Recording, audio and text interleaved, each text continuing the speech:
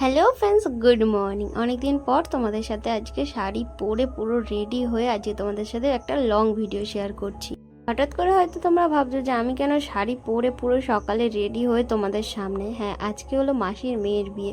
তোমাদের আগের একটা ভিডিওতে বলেছিলাম না, সামনেই মাসির মেয়ের বিয়ে, আর সেই বিয়ে বাড়িতেই আজকে আমরা চলে যাচ্ছি।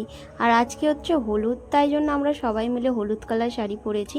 কাকিমা, আমি আর রিক পিছনে বসেছি, রাজ আর কাকু তো সামনে বসেছে, আর আমরা তো অটো রিজার্ভ করে নিয়েছি মাসিদের বাড়িতে যাবার জন্য।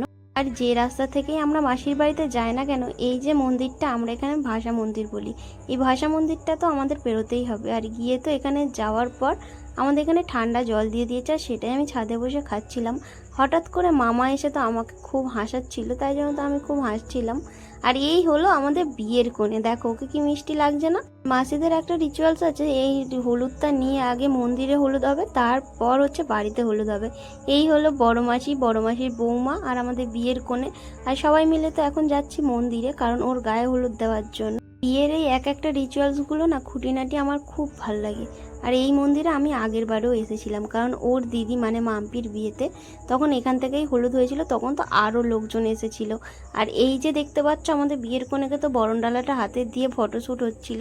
আর তারপরে বরণডালাটা নিয়ে এবার যে যার সে তার কাজে লেগে পড়েছে। এই যে বৌদিগুলো এখন যে বরণডালায় কি করতে হবে না করতে হবে সেইগুলোই এখন তোড়জোড় করছে। এখানে নিয়মকানুন আমাদের এখানের থেকে না একবারেই আলাদা। আর এখানে এই যে সব কিছু তোড়জোড় করে এখানে যে ধূপ জ্বাল ছিল, এই ধূপগুলোই সমস্ত যে মনসা ঠাকুর, তারপর আরও যে ঠাকুরগুলো ছিল সেখানে তো দিয়ে দিয়েছে। আর মাসিদের আরও একটা রিচুয়ালস আছে, আগে হচ্ছে এই যে বাচ্চা মেয়ে দেখতে পাচ্ছ, মানে এই বাচ্চা মেয়েরাই হলুদ দেবে, তারপর হচ্ছে 5টা এসদি, তারপর একে একে গিয়ে হলুদ দেবে। এখানে তো বাচ্চারা হলুদ দিয়ে চলে গেল, তারপরে যে আরও যে 5 এসদি ছিল, মানে 5জন মিলে থাকতে হয়, 5টা বউ, সেই সবাই মিলে হলুদ দেওয়ার পর আমরা তো বাড়িতে চলে এসেছি। আর বাড়িতে এসে ওখানেও একবার হলুদ হয়ে গেছে। আর এই যে হলুদের পর আমরা তো একেবারে গ্রুপ ফটো তুলছিলাম, আর পিছনে তো কাকিমা আছে দেখতেই পাচ্ছ। আর অনেকটাও বেলা হয়ে গেছিলো, ওই জন্য ভাবলাম খেয়ে নিই। আমরা তো খেতে খেতে ওর 3rd বার হলুদটাও হয়ে গেছে, আর একেবারে ওকে স্নান করাতে পুকুরেও নিয়ে চলে এসেছে। এখানে না দুটো ঠাকুর করতে হয়, একটা বর আর একটা বউ। এই যে গোবরের ঠাকুরগুলো দেখছো, মানে এই গোবর দিয়েই এক ঠাকুরটা হবে। তারপর ওদেরকে হলুদ দিয়ে আর ওকে তারপর স্নান করিয়ে তুলে নিয়ে চলে আসবে। আর আমার না সাজতে সাজতে অনেকটাই লেট হয়ে গিয়েছিল, আর তাই জন্য এসে দেখলাম ওর আশীর্বাদও শুরু হয়ে গেছে। আমি অনেকজনকে সাজালাম, তারপর নিজে রেডি হয়ে তারপর বাইরে এলাম। আর তাই জন্য না আমার অনেকটাই লেট হয়ে গিয়েছিল। আর এই যে আমার লুকটা দেখো, আচ্ছা তোমরা দেখে বলো তো আমাকে কেমন লাগছে। আমি তো খুব তাড়াহুড়োর মধ্যে রেডি হয়েছি। আর আমার মা বলছে এত সাজতে কার লাগে, হ্যাঁ এত প্রত্যেকটা যেখানে যাবে সেখানেই তো দেরি, মানে মায়েদের যে ডায়লগটা হয় আর কি, কমন ডায়লগ। এখানে তো আমার মা, তারপর দাদু, ঠাকুমা, রাজ, আমার বাবা সবাই মিলেই ছিল। আর এই যে আমাদের নতুন কনেকে দেখো তোমরা ভালো মতো। তোমাদের সাথে একটা কথাই বলতে ভুলে গেছি, আমাদের তো বিয়ের কনেকে দেখলে কিন্তু বিয়ের বরটাকে না তোমাদেরকে ভালোভাবে সামনাসামনিতে আমি দেখাতে পারিনি গো, কারণ আমরা এতটাই মানে লেট ছিলাম। আর তাই জন্য ওখানে বিয়েতেও বসে গিয়েছিল তো, আর ওখানে গিয়ে যে ভিডিও করব সেটাও সম্ভব হয়ে ওঠেনি, কারণ সবার ভিড় ছিল। আর এই হলো আমার ফাইনাল লুক। আর আমার সামনে সবাই মিলে যা দাঁড়িয়েছিল, আমার তো মানে পোজ দিতেই লজ্জা লাগছিল। তারপরে চলে এলাম হচ্ছে ওর বিয়ের জায়গাতে। সামনে তো দেখতেই পাচ্ছ যে ফোনের শুধু ছড়াছড়ি আর মানুষজনের। আমি যে কিভাবে এই ভিডিওটা করেছি সেটা শুধুমাত্র আমি জানি। আমি যে চেয়ারের ওপরে উঠে তারপরে এই ক্লিপটা নিতে পেরেছি, নাহলে তো আমি তোমাদের সাথে এইটুকুও শেয়ার করতে পারতাম না। আর আজকে না গরমটাও বিশাল পড়েছিল, ওই জন্য ওই গ্যাদারিংয়ের মধ্যে আমি তো যেতেই চাইনি, কিন্তু তোমাদের সাথে তো শেয়ার করতে হবে। মালা বদলটা যা হোক করে শেয়ার করলাম, কিন্তু সিঁদুর দানটা তো আমার পক্ষে তোমাদেরকে শেয়ার করা সম্ভব হয়ে ওঠেনি। আসলে জায়গাটা শর্ট থাকার কারণে একবার এখানে মালা বদল হচ্ছিল, আবার ছাদে গিয়ে হচ্ছে সিঁদুর দানটা হয়েছে। আর ছাদের প্লেসটাও যে খুব বড় তেমন একটা না, ওই জন্য লোকজনের ভিড়ও অনেক ছিল, আর সেই জন্যই আমি যাইনি। আর তোমাদের সাথে সেই জন্য আমি বরটাকেও শেয়ার করতে পারিনি। ভেবেছিলাম পরের দিন সকালে তোমাদের সাথে বরকনে একেবারে শেয়ার করব, কিন্তু সেই টাইমটায় আমার এতটাই শরীর ক্লান্ত হয়ে পড়ে গিয়েছিল যে আমি ঘুমিয়ে পড়েছিলাম। আর সেই এতে ওরাও চলে গিয়েছিল, আর তোমাদের সাথে শেয়ার করা হয়নি। এখানে তো অনেকটাই রাত হয়ে গেছে, আর আমার মায়েদের খাওয়াও হয়ে গেছে, ওই জন্য এখানে টোটো ভাড়া করে এসেছিল, আর সবাই মিলে বাড়ি চলে গেল। আর তারপর তো আমরা খেতে বসে গেছি লাস্টের আগের পোতে। এখানে কাকু খেতে বসেছে, রাজ, আমি, আর তারপর ওই সাইডে বসেছিল তো রিক, তারপরে কাকিমা, আরও সব মাসি আরে সবাই মিলে। আজকে মেনুতে ছিল হচ্ছে কচুরি আর ছোলার এই যে তরকারিটা। আমার এই দুটো খেতেই না খুব ভালো লেগেছে, আর অনেকটাই রাত হয়ে গিয়েছিল, খিদেটাও মোটামুটি কমে গিয়েছিল। আর এই যে আমি ভিডিও করে করে খাচ্ছি, আর সবাই তো আমার মুখের দিকে হাঁ করে তাকিয়ে আছে, যে ভাবছি খাওয়ার সময় কেন ভিডিও বানাচ্ছে রে বাবা।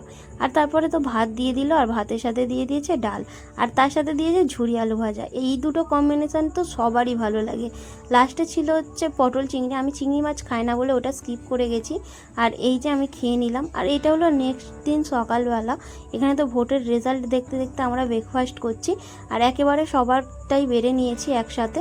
আর এই কচুরিগুলো না এই সকালবেলায় আজকে ভেজেছিল, সেটাই খেয়ে নিচ্ছিলাম আলুর দম দিয়ে। আর এই যে আমি তোমাদের সাথে আগেই বললাম যে আমি আর কোনো ভিডিও তোমাদের সাথে শেয়ার করতে পারবো না, ওর বিদায়বেলা থেকে, ওর কনে যাত্রী থেকে কোনোটাই পারবো না, কারণ আমি যাইনি ওর কনে যাত্রীতে, কারণ ওই দিন বৃষ্টিও হচ্ছিল। আর এই যে দুপুরবেলা রান্না হয়েছিল ডাল, পটলের তরকারি, আর এখানে ছিল চিকেন, আর সেটা দিয়েই তো আমি খেয়ে নিয়েছিলাম। আর ওর তারপরে গিয়েছিলাম হচ্ছে গিফটটা আনবক্সিং করতে। আমার না এই যে বিয়ে বাড়ি বলো, অন্নপ্রাশন, বড় জন্মদিন, মানে যে কোনো অনুষ্ঠানে যে গিফটগুলো পায় না, আমার খালি কৌতূহল থাকে কী গিফট পেলো আমার, মানে সেটা দেখার জন্য আমার খুব মানে অস্থির হয়ে যায়। আর নিজেদের হলে তো কোনো কথাই না, যে লোকজন কমে গেলেই যে আমি খুলতে বসে যাব। প্রথমে একটা গিফট তো আনবক্সিং করলাম, করে দেখলাম এখানে জগ আর গ্লাসের সেট। সেটাই আমি কাকুকে ডেকে বলছিলাম যে এইটা সেই চা দোকানে এই গ্লাসগুলো আগে দিত না? তখন কাকু বলতো হ্যাঁ আগে দিত, এখন আর ওই সব নেই, এখন তো কাপ বেরিয়ে গেছে সোলার, তোমরা তো সবাই জানো। আর এই যে একটা শাড়ি পেয়েছিল, আর তারপরে এই যে ব্লাউজটা দেখছো এরও একটা শাড়ি ছিল, সেটা ইন্দিরা নিয়ে গেছে। আর তারপরে এই যে একটা বয়স্ক মতো শাড়ি, এই শাড়িটা তো দেখে রাজ বলছে এটা তুই একটা সরস্বতী পুজোয় কিনবি, কিনে আর পরবি। আমি তখন বললাম অতটাও আমি বুড়ো হয়ে যাইনি। ও না ওর বিয়েতে বেশিরভাগ পেয়েছিল হচ্ছে শাড়ি, আর এই যে ছাপা শাড়িই বেশি পেয়েছিল। আর রাজ বলছিল সব তো ছাপা শাড়িই দিয়েছে, কেউ তো আসল দেয়নি। সত্যি সময় কত তাড়াতাড়ি চলে যায়। কদিন আগে ওর বিয়ে ঠিক হলো, আমরা ভাবছি এত দেরি এখনও বিয়ের, এখন দেখো বিয়েও হয়ে গেছে, এখন ও চলেও গেছে শ্বশুর বাড়িতে। আর আমরা ওর গিফটগুলো আগে থেকে দেখে নিচ্ছি ও আসার আগে। সত্যি এই যে সময়টা না, সময়ের মূল্য অনেকটাই বেশি এখন বুঝতে পারি। আর এই একটা বক্স দেখতে পেলাম, আর এই বক্সটা তো খুলে দেখলাম এটা হলো এপাড়া সিল্ক। সেটাই আমি সঞ্চরীকে বলছিলাম যে এটা এপাড়া সিল্ক, দেখো তুমি পরবে। তো ওর সাথেও অনেক ইয়ার্কি মারছিলাম। এখন কিন্তু এইখানে কেউই নেই, মানে মাসিদের বাড়িতে। এইটা হলো তার পরের দিনের ক্লিপটা আমি তোমাদের সাথে শেয়ার করছি। সবাই যে যার সে তার বাড়ি চলে গেছে, আমি আর মানে কাকিমারা আর আমরাই আছি, আর কেউ নেই। আর মাসি তো ওইদিকে রান্না করছে আর জানালা থেকে দেখছে। আর মাসিকে সবাইকেই তো আমি ডেকে ডেকে দেখাচ্ছিলাম। আমি বললাম যে আমি তো বেকার বিকালে চলে যাব, আমি কিন্তু একটু গিফটগুলো দেখছি। তখন মাসি বললো হ্যাঁ তুমিও দেখো। আর মাসি তো আমাকে একটা শাড়ি দেবার জন্য তো পুরো উদ্ধত্ত হয়েছিল, কিন্তু আমি নিইনি। আর এই যে দেখতে পাচ্ছ এই বিছানার চাদরটা না আমার মা ওকে দিয়েছে। আর এইটা হলো বালিশের সেট, পুরো ওই যে সেটগুলো হয় না সেই সেটগুলো। আমার মা বলেই ছিল যে শাড়ি তো অনেক পাবে, এইগুলোই দিই কাজে লাগবে। তারপরে তো আর একটা জামদানিও পেয়েছে, তারপর আরও একটা ছাপা শাড়ি, মানে এই করে করে মানে ছাপা জামদানি এই করে করেই ওর অনেক শাড়ি হয়ে গেছে। এইবার হলো একটা গিফট। আমার না এইরকম গিফট খুলতেই বেশি ভালো লাগে। ওই যে গিফটগুলো দেখতে পাই ওই গিফটগুলো যেন আমার একদম ভালো লাগছিল না। এইটাও হচ্ছে একটা জগ আর গ্লাসের সেট, তবে এই গ্লাসগুলো না একটু স্ট্যান্ডার্ড সাইজের, মানে একটু বড় বড়, সবাইকেই একটু খেতে দেওয়া যাবে। আর জগটাও খুব সুন্দর। তো আমি রাজকে বললাম যে একটা কিনবো, তখন বলছে হ্যাঁ তুই নিয়ে বসে থাকবি, ওখানে জুসের দোকান দিবি।